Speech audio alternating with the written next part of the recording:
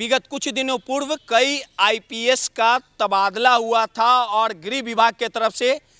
अधिसूचना जारी की गई थी। इसी कड़ी में जितेंद्र राणा को पटना का नया आईजी बनाया गया है। उन्होंने प्रभार ग्रहण किया और प्रभार ग्रहण करने के बाद पटना के तीनों एसपी और पटना के एसएसपी के साथ बैठक की और बैठक की समाप्ति के बाद मीडिया से बात करते हुए जितेंद्र राणा जो आईजी हैं, उन्होंने साफ तौर पे कह दिया है कि तमाम एसपी एसएसपी को ये टास्क दिया गया है कि जो भी पटना में या पटना के आसपास के क्षेत्रों में जो उनका क्षेत्र पड़ता है वहाँ पे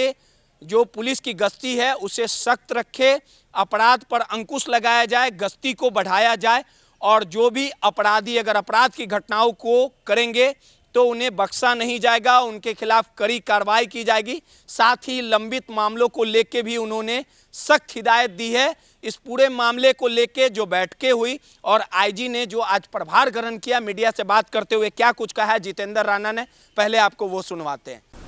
प्राथमिकता तो पुलिस में मुख्य रूप से जो विधि व्यवस्था संधारण है और अपराध नियंत्रण है, वही जो है पुलिस की हमेशा प्राथमिकता है। इस संबंध में आज जो भी हमारे पटना पुलिस जिला के जो भी वरीय पदाधिकारीगण हैं, वरीय पुलिस अधीक्षक और अन्य पुलिस अधीक्षकगण हैं, उनके साथ में बैठक हुई है और जो विधि व्यवस्था संधारण से संबंधित जो मामले हैं जिसमें कि क्राइम प्रिवेंशन भी है, उसके ऊपर में विस्तृत रूप से चर्चा हुई है कि जो भी हमारे कर्मी फील्ड में तैनात हैं वो सभी वहाँ पर उनकी तैनाती है उसको थोड़ा एंटिसिपेट करके करा जाए और जो लोग लगाए गए हैं वो इफ़ेक्टिवली वहाँ पे काम करें, इफेक्टिव पेट्रोलिंग हो और विजिबिलिटी बढ़े पुलिस की। इसके संबंध में आज काफ़ी सारे हमारी चर्चा हुई है और काफ़ी सारे निर्देश संबंध में दिए गए। इसके अतिरिक्त जो दूसरी जो बड़ी प्राथमिकता है वो है जो केसेस के अनुसंधान के संबंध में, उसके संबंध में निर्देश दिए गए हैं कि उनकी जो अपराध जो दर्ज करने का जो मामला है उसमें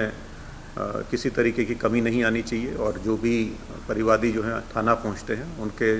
जो भी प्रतिवाद हैं उनको वहाँ पे तुरंत दर्ज किया जाए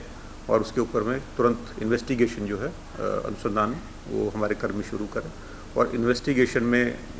दिशा निर्देश दिए गए हैं कि इन्वेस्टिगेशन एकदम इम्पार्शियल तरीके से, निष्पक्ष तरीके से हो और जो सही साक्ष्य संकलन करके उसके अनुसार जो आगे उसको चार्जशीट इत्यादि किया जाए। इसमें विशेष रूप से निर्देश दिए गए हैं कि थाना स्तर पे और अनुमंडल स्तर पे जाके एसपीज जो हैं वो वहाँ पे अनुश्रवण करें और वहाँ पर जो रिव्यू करें उस जगह पे जाके केसेस का, और यदि कोई इस प्रकार के कर्मी पाए जाते हैं जो सही तरीके से कार्य नहीं कर रहे हैं तो उनके प्रति कड़ी से कड़ी कार्रवाई की जाए। इन्वेस्टिगेशन जब अच्छा रहेगा तो निश्चित रूप से इसका असर क्राइम प्रिवेंशन पे भी पड़ता है। इसके अतिरिक्त में जो विशेष अपराध इकाई इत्यादि हैं उसके संबंध में हमारी चर्चा हुई है कि जो ऐसे गैंग्स इत्यादि जो एक्टिव हैं पटना जिला के अंदर में और जो सीमावर्ती इलाकों में हैं उन सब के साथ में जो सीमावर्ती ज़िले हैं उनके साथ ही बैठक की जाएगी। और नालंदा जिला क्योंकि पटना जोन में के अंतर्गत ही है, केंद्रीय क्षेत्र के अंदर, तो उनके साथ भी हमारी फ़ोन से हुई है, वहाँ पर भी विज़िट करेंगे। तो जो भी इस तरीके के गिरोह हैं पटना जिला में या आसपास के क्षेत्र में कार्य कर रहे हैं जो यहाँ पर इफेक्ट कर सकते हैं, उनके विरुद्ध में एक अभियान चला के उन सभी की जो गिरफ्तारी इत्यादि सुनिश्चित की जाएगी। वांछित अपराधियों के संबंध में दिशा निर्देश दिए गए हैं स्पेशल ड्राइव चला के उनकी गिरफ्तारी सुनिश्चित करने के लिए। और चूंकि अभी आसन्न विधानसभा चुनाव हैं जिसको लेकर अगले 2 माह के अंदर में विशेष तैयारियां की जानी है, उस संबंध में जो विधि व्यवस्था संधारण है और जो रैली इत्यादि निकलती हैं या जो भी प्रदर्शन इत्यादि हो रहे हैं उनके ऊपर में पैनी निगाह रखने के लिए और उनका समुचित रूप से संधारण करने के लिए जो एसपी लॉ एंड ऑर्डर हैं, एसएसपी हैं और बाकी सभी जो क्षेत्रीय पदाधिकारी हैं उनको निर्देश दिए गए। ठीक है सर, थैंक यू। ठीक है। पुलिस की आमने सामने होती है और कई बार देखा जाता है कि अपराधी पुलिस को देखते ही गोली चलाए थे, उस स्थिति में क्या कुछ? देखिए, भारतीय कानून के अंतर्गत पुलिस को ये समुचित अधिकार है कि वो आत्मरक्षा के लिए जो उनकी संभावित कार्रवाई है समुचित कार्रवाई उसको लेके करें। यदि पुलिस अपना लॉफुल काम करने के लिए गई है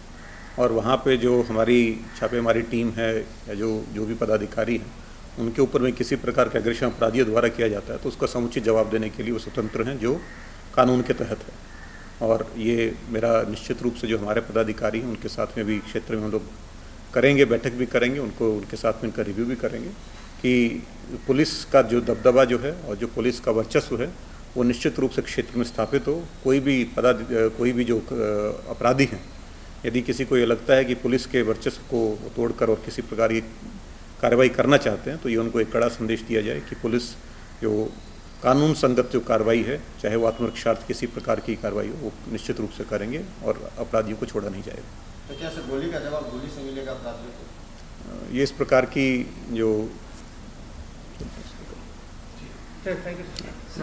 तो आपने सुना, आईजी जितेंद्र राणा ने साफ लफ्जों में कह दिया है कि क्राइम कहीं से भी बर्दाश्त नहीं किया जाएगा, अपराध से समझौता नहीं किया जाएगा और जो भी अपराधी अगर अपराध को करते पाए जाएंगे तो उनके खिलाफ कड़ी कार्रवाई की जाएगी। सहयोगी सौरभ के साथ रोहित,